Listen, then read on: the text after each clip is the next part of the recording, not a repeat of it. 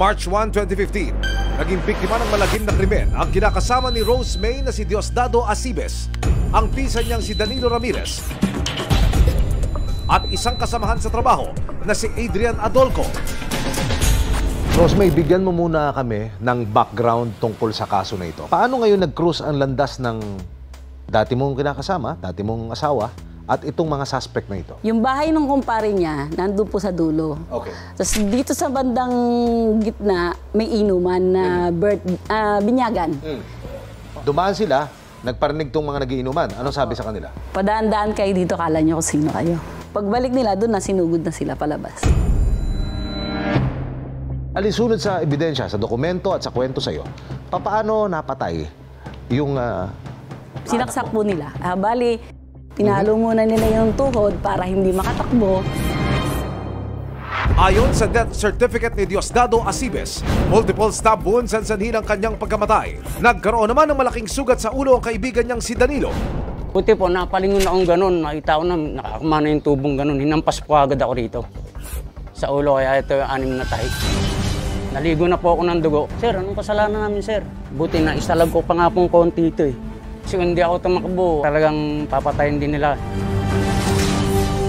Naulila ni Diosdado ang ngayon 14 na taong gulang niyang anak kay Rose May. Nawalan po siya ng tatay. Na alam ko masaya sila noon. Hindi rin po kasi kaya ng anak ko eh.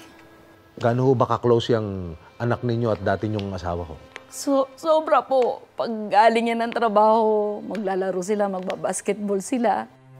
Naglalaro po yung anak ko ng babasketball. Sabi ko, sino kalaro mo? Sabi niya, Papa shoot, Papa shoot. Sabi ko, sino kalaro mo anak? Sabi ko ganyan. Wala namang papa mo. Hindi ayon si Papa, tinuturo po niya.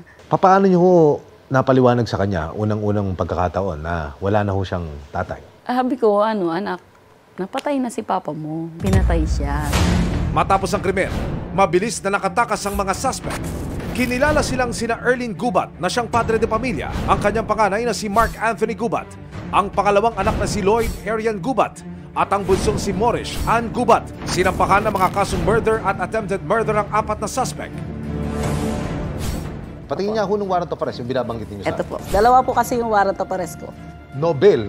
Nakikita ko mula dito sa aking pwesto, Nobel. Ibig sabihin, yan yung sa murder. Apo. Meron ka pang isang resibong hawak. Ano naman Ito po yung sa attempted murder po. Okay. Ilang taon na po nagtatago itong mga suspect? 8 years po. 8 years. Noong March 1 po, 8 years po. Mga kapuso, binalikan po ng ating team ang mismong crime scene. Sa isang lugar dito po sa San Mateo Rizal, naganap ang kaso ng pagpatay. So mula po sa main road, papasok tayo dito sa biyak na pader na ito. Pababa ko hanggang doon. Ilang lakad pa, ilang hakbang bago natin marating yung mismong crime scene. Saan dito hinampas? Dito mismo? Dito, tapos pumasok, sinundan pa si Dico doon sa loob. Pumasok doon? Opo. Dito? Sila dito, nagkaano na sila dito sa nakapagpubunok. Napabilang sa most wanted ng Region 4A ang mag-aama dahil sa pagiging mailap at pagtatago nila sa batas. Pero matapos ang 8 taong pagtatago, nakatanggap ng tip ang Philippine National Police, Criminal Investigation and Detection Group Detective and Special Operation Unit o PNP CIDG DSOU tungkol sa posibleng hideout ng pamilya Gubat. Agad ikinasa ang paghuli sa mga suspect sa iba't ibang lugar sa Metro Manila. Sa Rizal, hindi lang isa, hindi lang 2, kundi 4 na miyembro ng isang pamilya wanted sa pagpatay sa isang tao at pananakit sa 2 pa. Nitong March 10, 2023, sa Barangay Maysilo sa Malabon, nadakip si Mark Anthony Gubat, 34 years old. Start na trinabaho yan nung may na-receive na isang information yung ating tao, yung ating isang team leader, na merong warrant of arrest, isa sa mga suspect. So, trinabaho ng tropa, nakuha siya. Matapos ang halos 1 buwan, April 1, 2023, sa gitnang Bayan 1 sa San Mateo Rizal, nahuli naman si Morish Ann Gubat, 31 years old.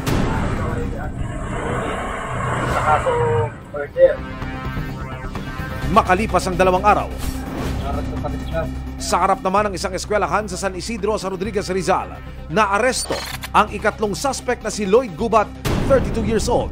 Pero hindi pa rin nahuhuli ang padre de pamilya na si Erlyn Gubat hanggang sa nakatanggap ng panibagong impormasyon ng PNP CIDG DSOU natukoy ang lokasyon ng ama ng tatlong suspect.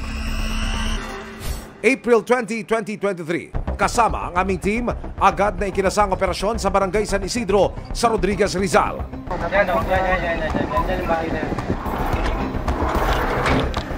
Maya-maya pa, nasukol na ng mga otoridad ng suspect at hindi na ito pumalag. Karapatan mo manahimik o magsawalang kibo. Ano man ang iyong sasabihin ay maaaring gamitin pabor o laban sa iyo sa anumang hukuman. Ano ba talaga nangyari roon unang-una? Ganito po yan. Linggo yun eh. Siyempre, ginawa kong ninong. Oo. Binyag. Tapos ngayon, nagkainuman na. Yung mga lasing na, nagkainitan ng ulo. Sabi kasi ng mga anak mo, pinagtanggol ka nila. Self-defense. Malamang kasi nung umuwi nga ako, parang may sugat yata ako sa mukha eh. Na umaga nga kasi nung may tugo. Napakasama na.